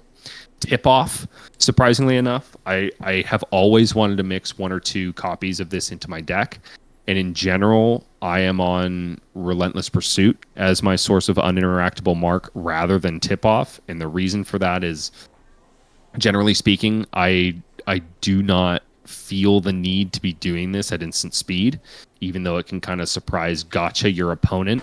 I'm often totally like, the best use case scenario I think for either this or Relentless Pursuit is playing it on turn one or playing it in combination with a For the Drakai. That's exactly how I won my Aurora matchup in semifinals. And so because of that, I like value very highly that +1 block in the bottom right hand corner of Relentless Pursuit. And furthermore, the text about going to the bottom of the deck is not irrelevant. I think about decks that are trying to fatigue me out, or ones that are eventually going to get their swing on weapons, like doing an uninteractable mark and essentially saving 3 life for the later stages of the game can be incredibly influential. So I don't want to discount that part of the effect. It's very rare that it actually comes up, but it is relevant. And so those are the reasons that tip off is kind of waiting in the wings for me at this current juncture. Yeah, you speak about like that recursion effect. I mean, I feel it all the time when I play Dash, any Dash, and I'm playing Underloop, where I hit with a 1 for 4 and they block for 3 and it goes to the bottom of my deck. And I feel like it didn't really do much right now because it's just a 1 for 4. But later on, you're gonna feel it. You're gonna feel that extra 1 card where you need it to boost or you need it to attack again. So it's definitely not nothing. I feel like it's hard in Flesh and Blood to kind of evaluate, like when you're playing turn to turn, that sort of like late game effect of like your decision kind of cascading down the line. But it's those small things, like if the deck goes to fatigue, getting that 1 extra card is just that much more to kind of like eking out a game. Yeah. Yeah.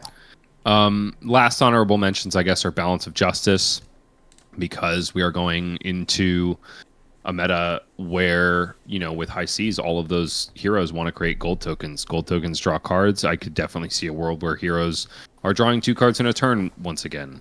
That being said, LSS has said that is not the way they want to take the direction of the game. Entirely possible that, for example, 3 of a Kind is going to get banned in this big shake-up BNR announcement that they've got coming down the line. So that's why that one's on the back burner. Dragon Scalar Flight Path, I have been encouraged by a lot of people, including the person I've been working most closely with on this deck, to run Dragon Scalar Flight Path for those matchups where I need to go. In my experience, I'm very rarely at 3 Draconic Chain Links.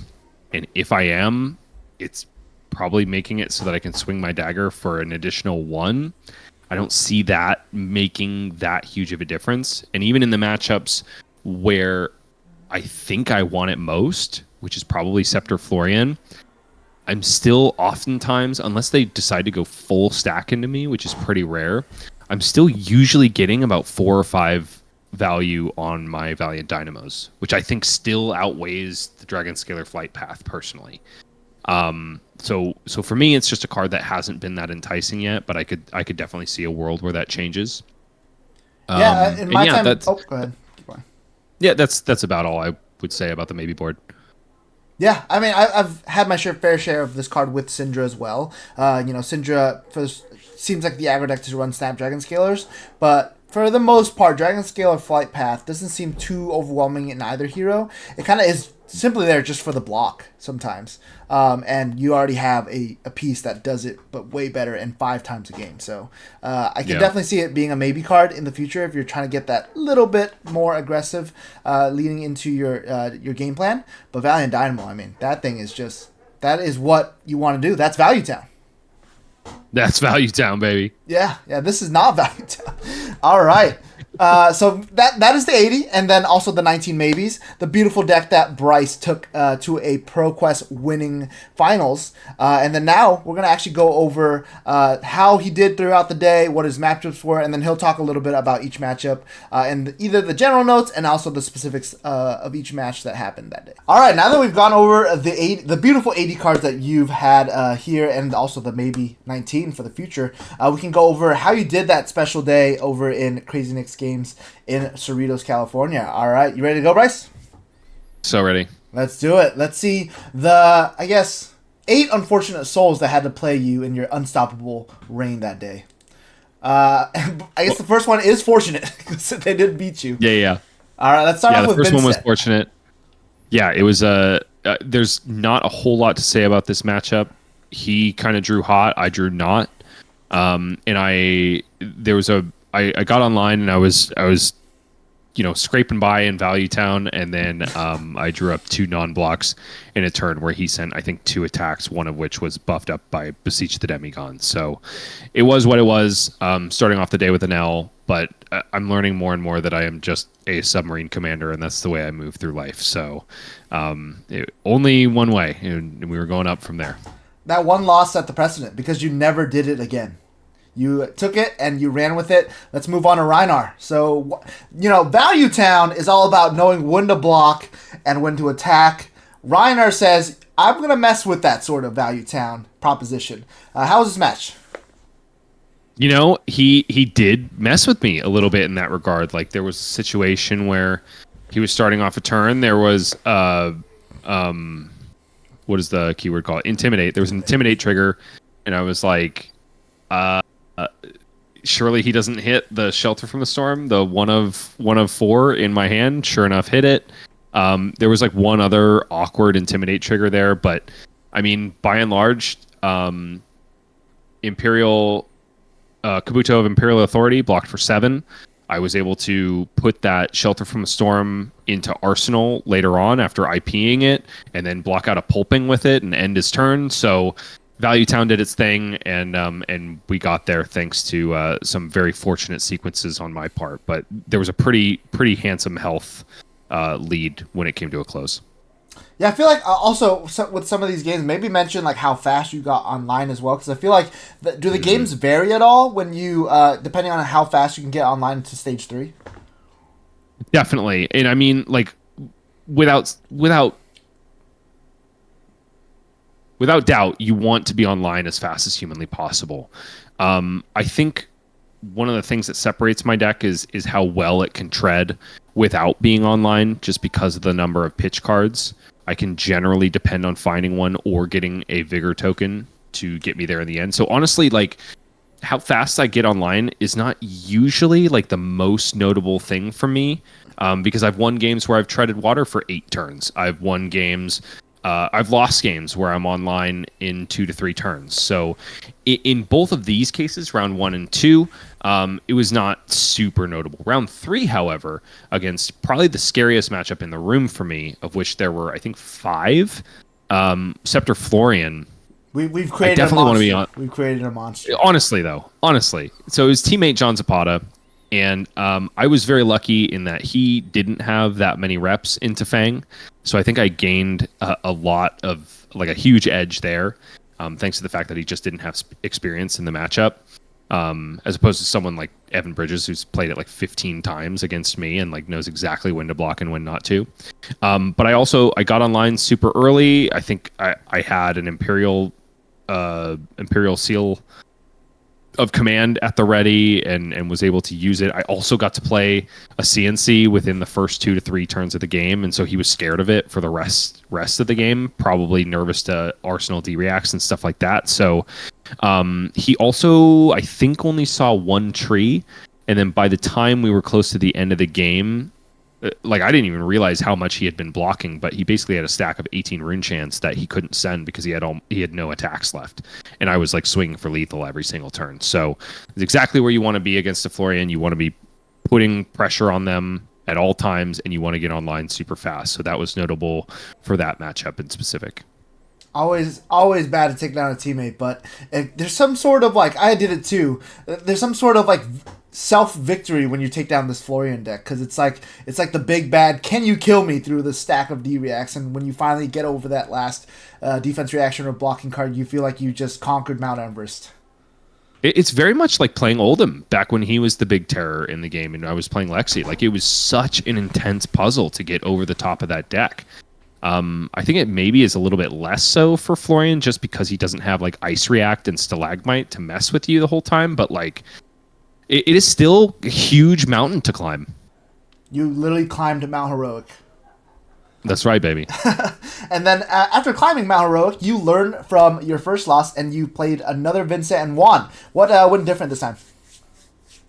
I had the cards there, and honestly, this Vincent player's deck was not nearly as kind as round one. I think round one, homie started with Malefic Incantation, banish a Widespread Annihilation, and then play a wow, I'm a caster. I'm really Funeral Moon. So he was going into his next turn with 3 Rune Chants essentially, and going to disrupt my arsenal.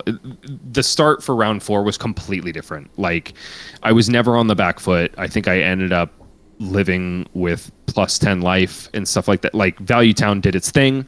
Unfortunately, he was sending blue attacks rather than reds with shadow pumps and all that kind of stuff. So not anything super notable to say about this one. Value Town showing itself, Sometimes the deck just rolls with you. And then finally, the last round of Swiss, the culmination of it all. Fang versus Fang. Fang was going to win, and it turned out to be you. What was the difference maker? It's Kabuto of Imperial Authority, hands down. My Kabuto did massive work against my opponent. His did next to nothing. And I think I had a lot more experience into the mirror than he did, thanks to my teammates playing it against me at Armories constantly. So one of the things I will say about Kabuto is that I think the best value case in the mirror is to try to prevent your opponent from getting online one turn earlier or one turn later. I'm sorry, prevent them from getting online one turn earlier than they otherwise would. The best way to do that is your opponent swings an attack at the start of the turn. Oath of Loyalty can be kryptonite in the Fang mirror because you go Oath of Loyalty, your opponent goes block with Kabuto Imperial Authority, you have a bunch of attack reactions in hand, and you can't do anything for the rest of the turn. That is exactly what happened when I blocked with my Kabuto. Meanwhile, I had an Oath parked in Arsenal, and I refused to send it until my opponent's Kabuto was gone. Instead, what I did was I played out a Savor Bloodshed, sent a dagger in a situation where I was encouraging him to block with his Kabuto just to like put a hamper on my turn and be scared of the Savor Bloodshed. But in that case, he blocks with his headpiece, and then I dump the rest of my hand, which are just attack reactions and I think like a Pledge Fealty. So, not only do I buy his important piece of equipment, he only basically hampers my turn by 2 offensive value. And meanwhile, I like IP3'd him on his turn. So I think that was the turning point for the Fang Mirror, and I think it most of the time is in the future. If you are wanting to pick up this deck and you're worried about the Fang Mirror, it becomes a lot more interesting when both players know exactly what they're doing, because like there are situations where like leading off with an Oath of Loyalty can be like the perfect bait because your opponent then blocks with it. They block out the attack entirely at a time where they're marked, and then you follow up with For the Drakai, and they're like, crap, like I just played exactly into your game plan. So there's a lot of head games that can go on with it, especially with Valiant Dynamos, because a lot of time when you block with it, you are indicating that you're intending on swinging 2 daggers. So like you could go down a lot of rabbit holes with how to use Kabuto properly. Bottom line, I think those 2 examples that I outlined earlier are like the most simple ways to understand it in the Fang Mirror. Yeah, I feel like these new helmet pieces that kind of like stop the turn in its tracks, stuff like Scowling Fleshbag, Face Purgatory, are seeing such high play now because the decks that are running it are like super popular at this moment. So I feel like baiting these sort of helmets is such a huge mind game too. Like I remember when Chris played a lot of Levia, I would play a lot of Dash, and there would be times where I would double boost Twin Drive. Not for any special effect. I don't have Pulse Wave, I don't have Max V, but I'm just trying to buy this helmet out from him. And I don't know how, but he always saw right through it. Funny story. One time, I had already banished or played all of my Max Vs or Pulse Waves, and I just double boosted Twin Drive, try to bait the Scowling Flesh Bag. He checks both zones, and he's like, "What are you trying to do? You've already seen every single reason to boost twice." So just going back to it, you kind of those feints that you speak of with Oath of Loyalty and for the Jukai, those sort of plays kind of like bait out that sort of like turn stopping helmet. So that's really cool to see that you kind of just basically almost outplayed him strictly just from the helmet standpoint. Yeah, absolutely. Can't think of anything worse than IPing 4 cards because my opponent blocked with 1 card. That is tough. All right, and then your outmaneuvering led to a 4-1 finish. You lost the first round of Swiss, but you made it to the end. You made it to top 8, and now you're trying to convert in this very important tournament to yourself where you don't have a lot of time to play, so you're trying to make everything happen on this fateful day. You get into top 8, and your first matchup is Jarl. So right away, you play against an Ice hero, which is traditionally very good against Draconic heroes. Can you tell me a little bit about how quarters went for you? So Jarl, one of the reasons I thought this tournament run specifically was worthy of doing a deck tech about is because I ended up facing the matches in the room that I was most scared of, and I think most Fang players are most scared of. Jarl is close to the top of the list. Aurora is still far from free. Like, you can get there, but she's the best deck in the format for a reason. Scepter Florian, like we said, is climbing Mount Heroic, trying to get over a ton of D-reacts. Vincent often is viewed as a difficult matchup for Fang because most Fang decks don't run the blues in order to interact with arcane damage as well as physical. So going into quarters, the opponent was Brian Gutierrez, a local player who's awesome and has been a part of my Flesh and Blood career since the beginning. But he talks a mad game, man. Like, he makes you feel like you're not gonna beat him, and it's not gonna happen. But it was really funny because he happens to be a testing partner of Patrick Rubakava, who's been working on this deck with me for a long time. Apparently, they practiced this matchup for like 5 hours the day before or something. Which is what he's telling me during our dinner break. He's like, "Yeah, I just practiced this matchup for a ridiculous amount of time." I'm like, "Great." But then he's also going like, "Man, like this one card that Fangs can run is really a pain, and that's an energy potion. And I don't know if you got it in your deck or whatever." And I'm playing card. I'm like, "Oh, crazy, man. Yeah, I don't know about Epot." And yes, Epot is an incredible card against Jarl, and here's the reason for it. It's because if you look at the majority of the really good Jarl decks out there nowadays, Brian's is no exception. They run one copy of a very scary card called Blizzard. And that card has the potential to completely derail your game plan and destroy all of your fealty tokens before they've had a chance to live, which is exactly what Jarl is trying to do to you. And that is how they win, by resetting your fealties midway through the game, once you're online, when you're on your way, whatever. It's that way, and then by also obviously blowing up your armor and doing the normal Jarl thing. When you have Energy Potion on the field, you essentially insulate yourself from that one Blizzard whenever it rears its ugly head. And then the Jarl opponent cries. So it's a battle of the one-ofs in a certain respect, but also your main game plan into Jarl is being super diligent about your Vigor tokens. You do not want to sink them into Braveforge Bracers like you otherwise normally would. You always want to keep Vigor tokens around in order to pay for pesky Frostbites whenever they happen to show up. And that is exactly what happened against Brian. I had like one turn that was derailed, and that was only because he sent an Oakenold and pummeled it. And honestly, I made 2 pretty grievous mistakes in this game.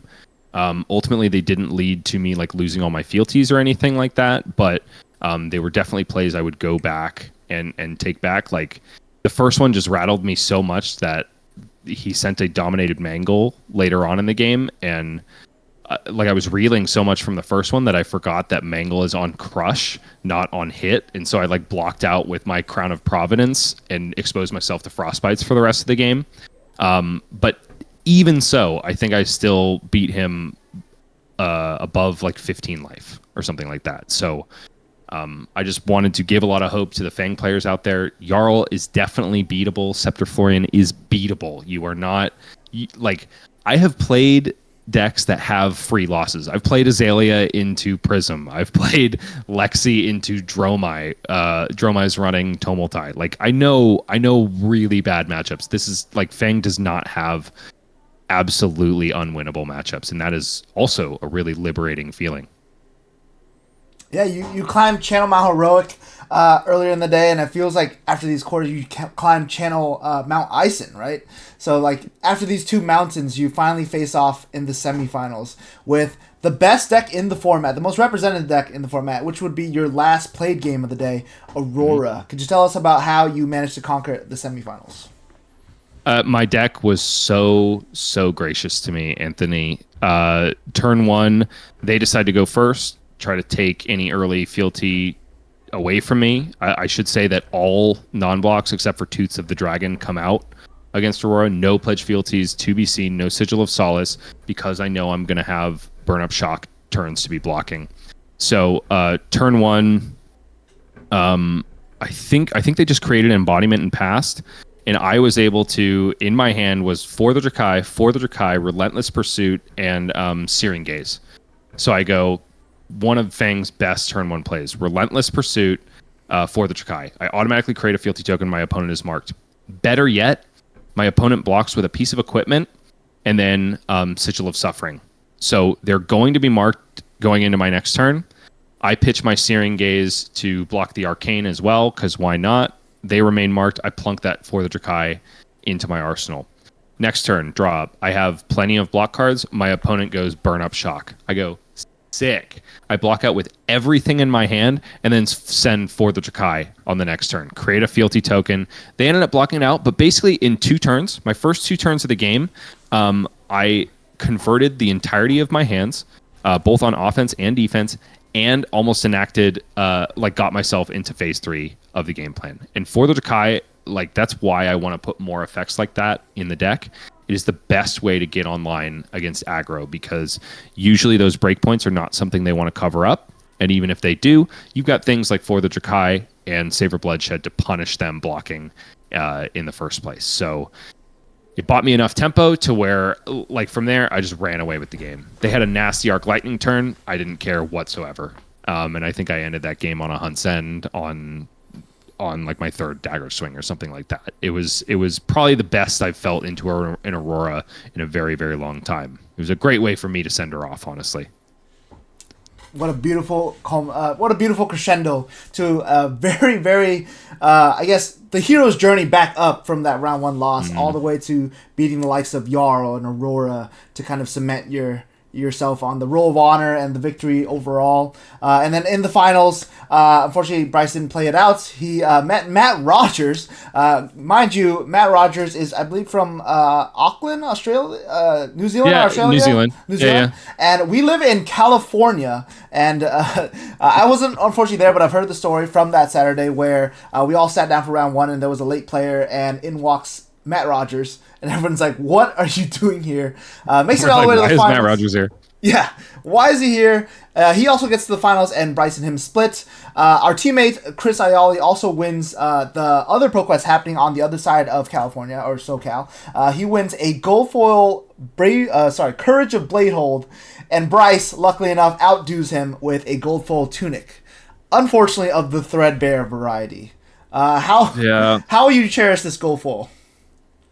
I'm gonna cherish it very, very deeply, and the reason for that, Anthony, is that was the first gold foil I had ever won. So there are no regrets here. I'm very happy that I chose the gold foil in the split. It doesn't matter that it was possibly one of the worst that I could have drawn. At least it wasn't Coat of Frost. You could still run Tunic this card in Fang if you wanted to.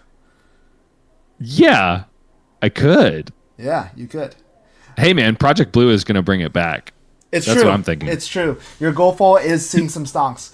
Well, thank you so much, Bryce, for showcasing this beautiful, beautiful Fang deck. I think that Fang is one of those decks that is on the horizon, and a lot of people have kind of seen what it can do, but are it's kind of still in the unknown phase. So I think this video will definitely bring to light what a trip to Value Town feels like. Yeah, I hope so, Anthony. I hope a lot of people out there enjoy and are inspired by what myself and the rest of the AG Pro team have put together here. I think we have another winner. I don't think he's ever going to be a meta definer, at least not in the foreseeable future. But it's hard for me to think that he won't have game into whatever comes next. So do yourself a favor and pick up some Value Dynamos and yeah, punch your ticket to Value Town. Oh, yeah. Well, you can visit Value Town as well at the upcoming Arcane Games and Events Pro Circuit Age Opens. We have one on May 24th in SoCal at Top Deck Keep in Riverside. And then we also have one on the 25th, the day after, in New England as well. So book your tickets now. Come to Value Town and play. And hopefully, even though you climb Channel Mount Heroic and Channel Mount Ison, please, if you're playing Fang, dodge Riptide.